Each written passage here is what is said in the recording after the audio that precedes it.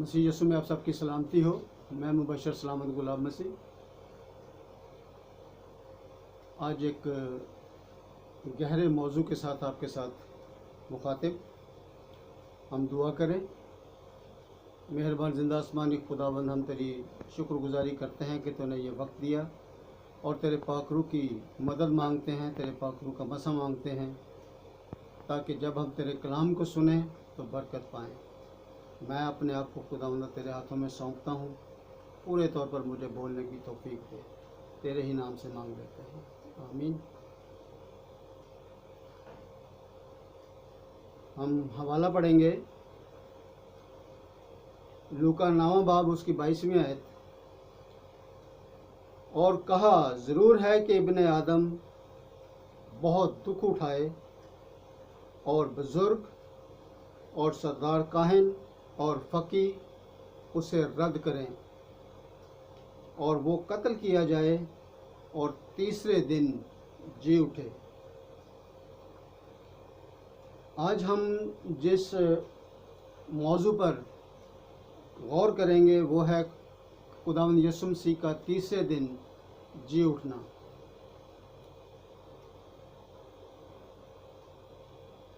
खुदावंद यीशु मसीह के इस तीसरे दिन के जी उठने पर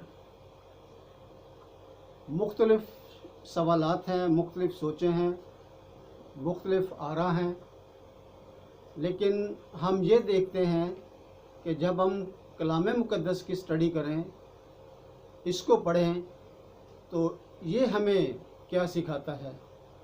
हम दूसरों की सोच पर या दूसरों की बातों पर अपनी सोच को मरकूज़ ना रखें, बल्कि खुदावंद के कलाम को पढ़ें और उन अल्फाज पर गौर करें कि जो खुदावंद यीशु मसीह के मुंह से निकले हैं, वो मुबारक अल्फाज, और हम उन्हीं पर गौर करेंगे। लूका 24वां बाब उसके 45 और 46वीं आयत अगर पढ़ें तो यहाँ यूँ लिखा है, फिर उसने उनका जहन खोला ताकि किताब मुक़द्दस को समझें और उनसे कहा, यूँ लिखा है कि मसीह दुख उठाएगा और तीसरे दिन मुर्दों में से जी उठेगा। अगर ये पूरा हम हवाला पढ़ते हैं, देखते हैं, तो ये खुदावंद यीशु मसीह अपने शागिर्दों को ये तलकीन कर रहे हैं, बता रहे हैं, और ये उस वक्त बता रहे हैं जब खुदावंद यीशु मसीह ज़िंदा होकर उनके दरमियान में आए, लेकिन उन्होंने ना पहचाना। और फिर खुदावंद यीशु मसीह ने उन्हें कहा कि रूह के गोश्त और हड्डी नहीं होती, मुझे छुओ, मेरे हाथों को देखो, मेरे पाँव को देखो। और फिर उन्होंने इस बात को महसूस करने के लिए कि ये एक जिस्म रखने वाला इंसान है, लिखा है कि उन्होंने एक भुनी हुई मछली का कतला उसे दिया और उसने उसे खाया। तो ये उसकी एक ज़िंदगी का सबूत था कि खुदावंद यीशु मसीह जी उठे।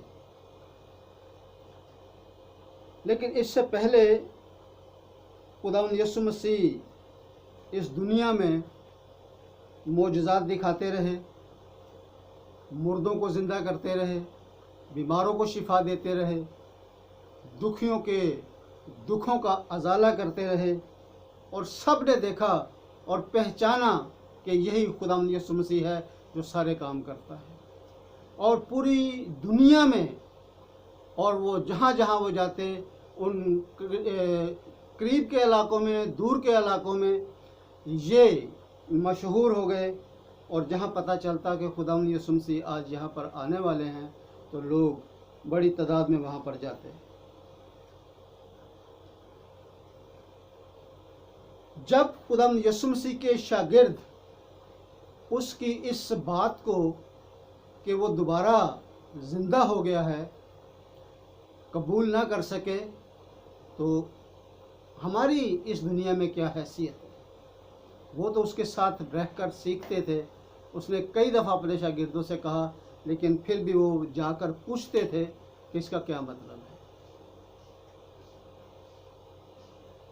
यीशु मसीह से हम दुआ करें, हम मांगें, अक्ल और दनाई मांगें, ताकि हम उसकी आसमानी बातों को समझ सकें, क्योंकि जब तक हम उसकी आसमानी बातों को ना समझेंगे, हम इन बातों को भी नहीं समझ पाएंगे।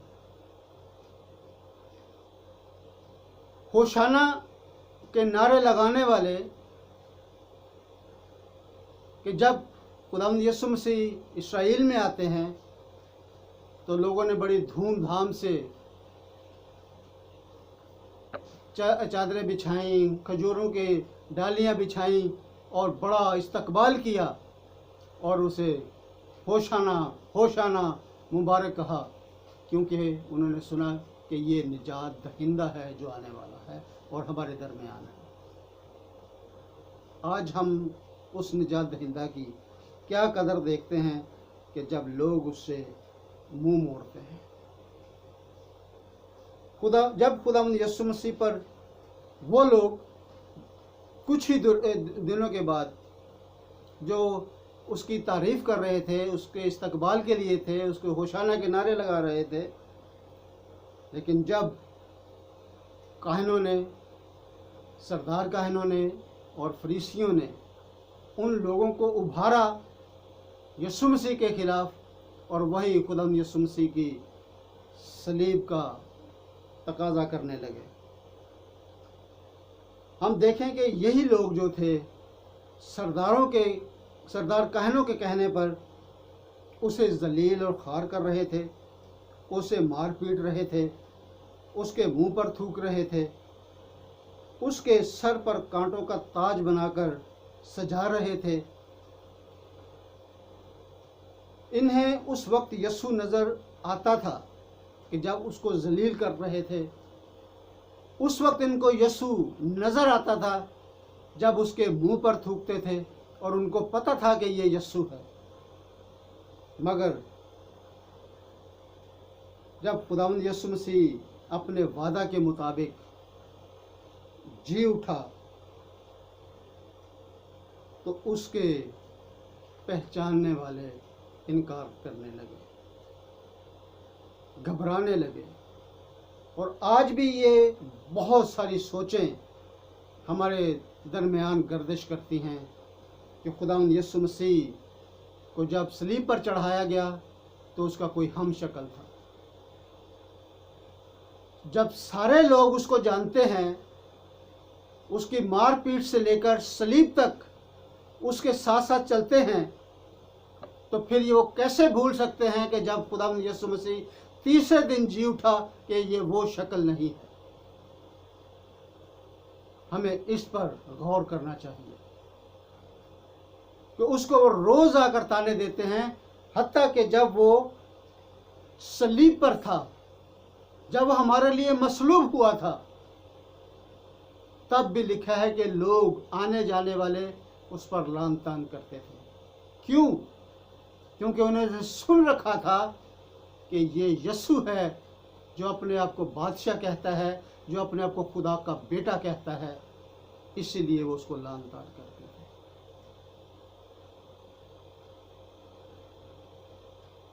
मसलूब का मतलब होता है सलीब पर चढ़ना या सूली पर चढ़ना।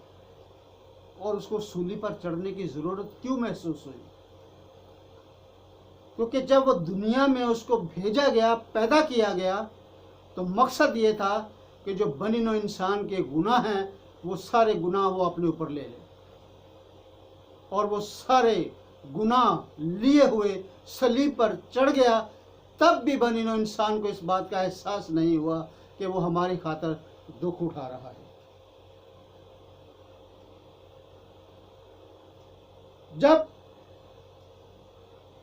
उसको मारपीट कर रहे थे, उसको जलील कर रहे थे लोग, तो लोग पिलातुस के पास गए और उसको कहने लगे कि इसे सलीब दो। लेकिन वो इज्तनाब करता है क्योंकि वो कहता है कि मैं तो इसमें कोई बुराई देखता ही नहीं हूँ।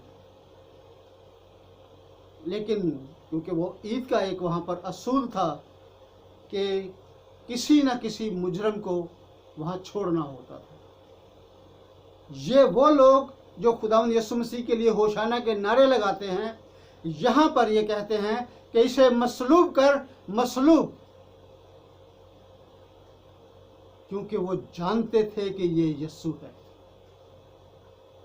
और वो चिल्ला चिल्ला कर, लिखा है, चिल्ला चिल्ला कर, अपना गला फाड़ फाड़ कर वो कहते हैं कि इसे सलीब दे, मसलूब कर, इसको मसलूब कर। लेकिन वो फिर भी कहता है कि मैं अपने हाथ धोता हूँ, मैं इसमें कोई कसूर नहीं पाता। फिर उनके सामने दो शख्सियत को रखा गया, एक बरअब्बा को और एक खुदावंद यीशु मसीह को। पिलातुस ने सवाल किया, पूरी आवाम, जो पूरा रश लगा हुआ था, कि मैं किसको छोड़ूं। सब ने चिल्ला चिल्ला कर कहा, बरअब्बा को छोड़ दे, बरअब्बा को छोड़ दे और यीशु को सलीब दे, इसे मसलूब कर। वहां पर लोग अपनी सारी सोच को, सारी समझ को, सारी अकल को बिल्कुल छोड़ चुके थे और एक नारास्त आदमी को, यानी कि बरअब्बा को छोड़ने के लिए चिल्लाते हैं। और यीशु जो रास्तबाज है, उसको कोड़े लगाने के दर पर है।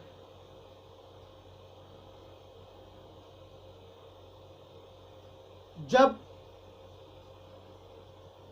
ये फैसला हो गया और उनके हवाले उसको कर दिया, और वो फिर खूब उसको मारपीट करने लगे। और वो हमें बातें फिर भी याद आती हैं कि अगर हम मत्ती 26वां बाब और उसकी 61वीं आयत में पढ़े तो उसने लिखा है कि इसने कहा है, मैं खुदा के मक़दस को ढा सकता हूँ और 3 दिन में इसे बना सकता हूँ। मत्ती 27वां बाब और उसकी 39वीं और 40वीं आयत में लिखा है, और राह चलने वाले सर हिला हिला कर उसको लान तान करते और कहते थे, ऐ मक़दस के ढाने वाले और 3 दिन में बनाने वाले, अपने ताईं बचा। अगर तू खुदा का बेटा है तो सलीब पर से उतर आ। किसको कह रहे थे वो? यीशु को, क्योंकि वो यीशु को जानते थे। और इतनी भीड़ में कैसे किसी का चेहरा बदला जा सकता है, या कैसे किसी को चुराया जा सकता है, या कैसे किसी दूसरे को उसकी जगह पर सलीब चढ़ाया जा सकता है, क्योंकि वहां पर हजारों की तादाद में लोग जमा थे। फिर भी हम इन चीजों को ना माने तो हम बड़े बदकिस्मत और बदनसीब लोग हैं। इन आयात का बिल्कुल वाज़िया और साफ मतलब यही निकलता है कि वो सब लोग यीशु को जानते और पहचानते थे, क्योंकि वो बार बार उसके प्रोग्रामों में जाकर, जहां उनको पता चलता था कि आज खुदावंद यीशु मसीह जहां आ रहे हैं, इस्तकबाल करके शिफाएं पाते थे, बहुत सारे मुर्दों को ठीक होता देखते थे, और बड़े बड़े अजायबात उसके देखते थे, और उनको पता था कि यह खुदावंद यीशु मसीह है।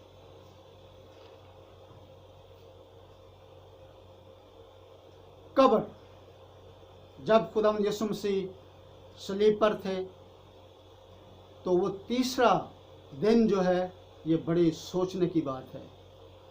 पहला दिन, दूसरा दिन और तीसरा दिन। जुमे के रोज खुदावंद यीशु मसीह को सलीब दी गई, और जुमे की वो रात और हफ्ते की रात और फिर सब्बत के पहले दिन पौ फटने से पहले वो कब्र में से जिंदा हो जाते हैं। अब बहुत सारे लोग कहते हैं कि वो 3 रातें और 3 दिन कब्र में रहे, लेकिन 3 रातें कैसे हो सकती हैं जब तक कि चौथा दिन ना हो। लेकिन मेरे खुदावंद यीशु मसीह ने बड़े दावे से कहा कि मैं तीसरे दिन मुर्दों में से जिंदा हो जाऊंगा। तीसरा दिन चौथे की जरूरत नहीं पड़ेगी, तीसरी रात की जरूरत नहीं पड़ेगी। पहली रात और दूसरी रात और तीसरे दिन खुदावंद यीशु मसीह सुबह सुबह कब्र में से जमीन का सीना चीर कर वो आसमान पर, वो जमीन पर आ खड़े हुए। माजरत के साथ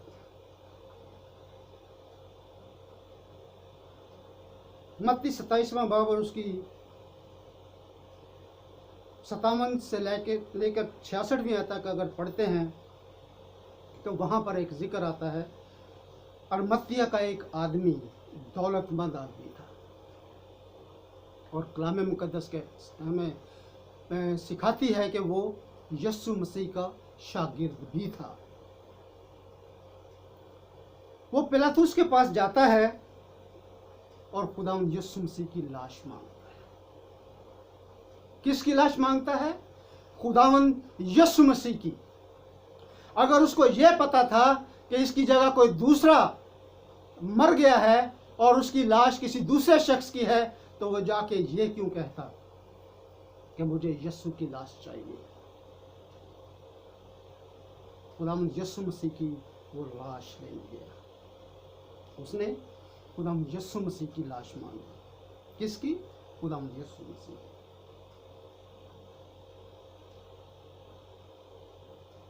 और पिलातुस ने उसे लाश देने के लिए कह दिया। वो लाश लेकर गया, उसने उस पर साफ चादर लपेटी और वो कब्र उसने अपने लिए खुदवाई थी, और उसने इतनी उसकी कदर की खुदावंद यीशु मसीह की कि वो, क्योंकि अमीर आदमी था, उसने पहले से अपना इंतज़ाम किया था, अपने लिए कब्र उसने खुदवा रखी थी। और लिखा है कि वो शख्स जो यूसुफ अरमतिया का है,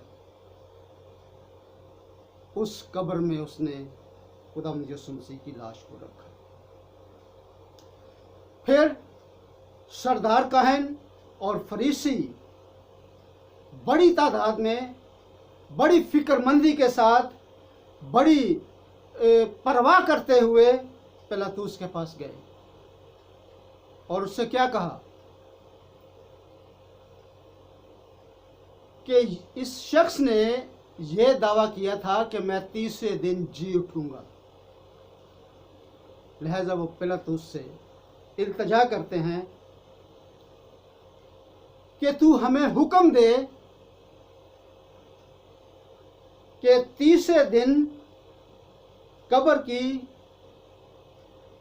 तीसरे दिन तक कब्र की निगहबानी करें। उन्होंने ये नहीं कहा कि हम चौथे दिन तक इसकी निगहबानी करें, क्योंकि उन्होंने सुन जो रखा था खुदावंद यीशु मसीह की, उनको बात वो याद थी कि वो तीसरे दिन जी उठेगा। इसलिए उन्होंने सिर्फ तकाजा किया कि हम इस कब्र की निगहबानी करेंगे, लेकिन तीसरे दिन तक, चौथे दिन तक नहीं, तीसरे दिन तक। और उसने उनसे कहा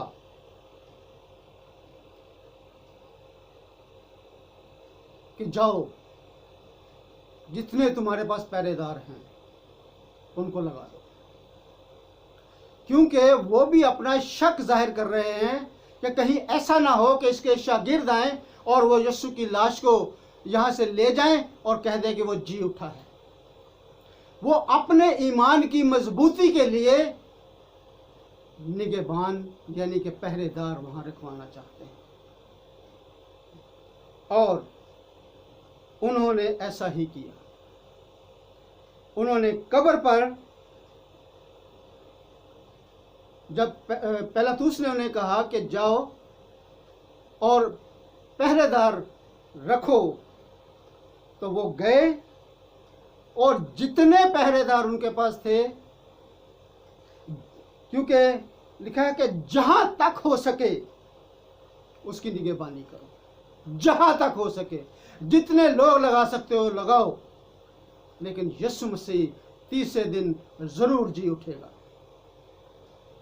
इतने पहरे लगा लो कि कोई उसकी लाश को चुराने ना पाए, लेकिन उसका वादा जो अटल है वो पूरा होकर रहेगा। सरदार काहन और करीबी पहरेदारों को साथ लेकर गए और कब्र के मुंह पर बड़ा पत्थर, एक पत्थर रख दिया और लिखा है कि उस पर मोहर कर दी। मोहर करने का मतलब है कि उस पर वो निशान लगा दिए गए कि पत्थर यहां से यहां, इधर से उधर एक सूत भी ना हिल पाए। और उसकी वो पहरेदारी करने लगे। मत्ती 28वां बाब और 2 आयत में लिखा है, क्योंकि खुदावंद का फरिश्ता आसमान से उतरा और पास आकर पत्थर को लुढ़का दिया। पिलातुस ने कहा कि जितनी निगहबानी कर सकते हो करो, लेकिन आसमान से वादा के मुताबिक फरिश्ता उतरा और जब पत्थर हिला तो निगहबान डर गए, कांपने लगे, मुर्दा से हो गए। उनके पहरेदारी कहां गई? उनकी वो बहादुरी कहां गई? खत्म हो गई उस वादा के सामने जो खुदावंद यीशु मसीह ने कहा कि मैं तीसरे दिन मुर्दों में से जी उठूंगा।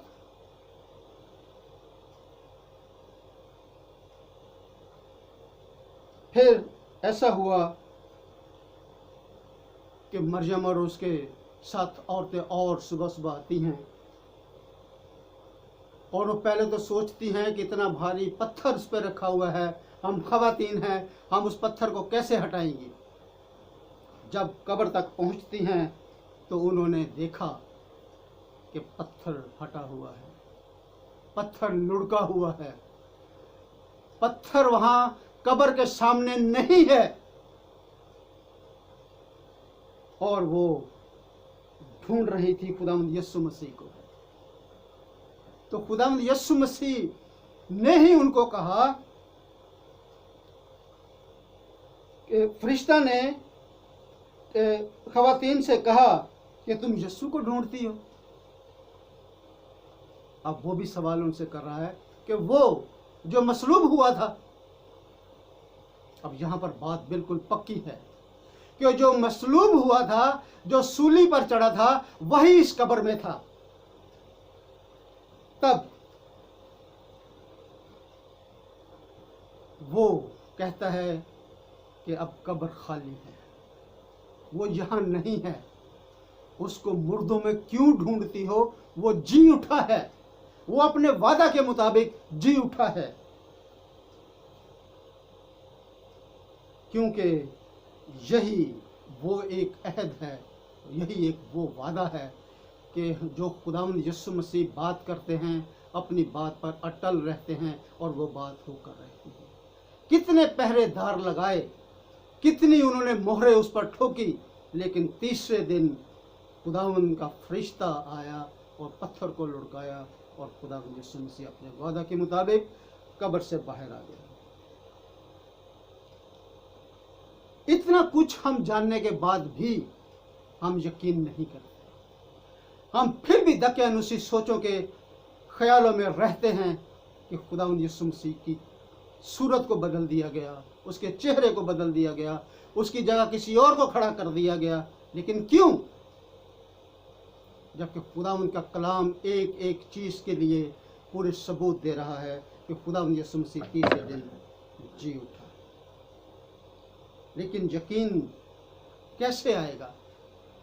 यकीन हम कैसे करें कि खुदावंद यीशु मसीह जी उठा है? खुदावंद यीशु मसीह ने खुद कहा, लूका 24 बाब और 45वीं आयत। उनके जहन को क्या खोला कि किताब मुकद्दस को समझें। जब तक हम खुदावंद के कलाम को ना समझेंगे, हम उसकी पैदाइश को, उसके दुखों के सहने को, उसकी मौत को कभी हम तस्लीम नहीं कर सकते। कभी भी हम ये तस्लीम नहीं कर सकते कि वो खुदा का बेटा है। खुदा बाप, खुदा रूह और खुदा यस्सु एक हैं और वही तसलीस है। जब तक हम खुदावंद के कलाम को ना समझें। ये खुदावंद ने खुद कहा कि समझो किताब मुकद्दस में क्या लिखा है। हम आखिरी हवाला पढ़ के इसी पर इज्तनाब करेंगे। पहला कुरिन्थियों 15वां बाब 3 और 4 आयत। चुनाचा, ये पौलुस रसूल एक बड़ी गवाही देता है। चुनाचा मैंने सबसे पहले तुमको वही बात पहुंचा दी। वो एक अपने आप को यूं पेश करता है कि जैसे सबसे पहले मुझे खबर मिली है, जो मुझे पहुंची थी कि मसीह किताब मुकद्दस के मुताबिक हमारे गुनाहों के लिए मुआ, किताब मुकद्दस के मुताबिक, और दफन हुआ और तीसरे दिन किताब मुकद्दस के मुताबिक जी उठा। फिर 12 शागिर्दों को दिखाई दिया, फिर 500 से ज्यादा लोगों को दिखाई दिया, और फिर रसूलों को दिखाई दिया। ये तमाम वो गवाह हैं जो आज हमारे लिए एक मशरे राह है कि खुदावंद यीशु मसीह किताब मुकद्दस के मुताबिक जी उठे। हम भरोसा रखें, हम ख्याल करें कि हम झूठी अफवाहों, झूठी बातों पर अपने कान ना धरें। कलाम मुकद्दस को अजीज जाने, और जो बार बार खुदावंद यीशु मसीह ने कहा कि मैं तीसरे दिन जी उठूंगा, ये वही लोग हैं जिन्होंने उसको मारा, जिन्होंने उसको सलीब दिया, और जिन्होंने देखा कि वो तीसरे दिन कब्र में से जी उठे। हम भी इस बात पर पूरा यकीन रखें और खुदावंद के कलाम को हम ज़रूर पढ़ें। खुदावंद आप सबको बड़ी बरकत दे। आमीन।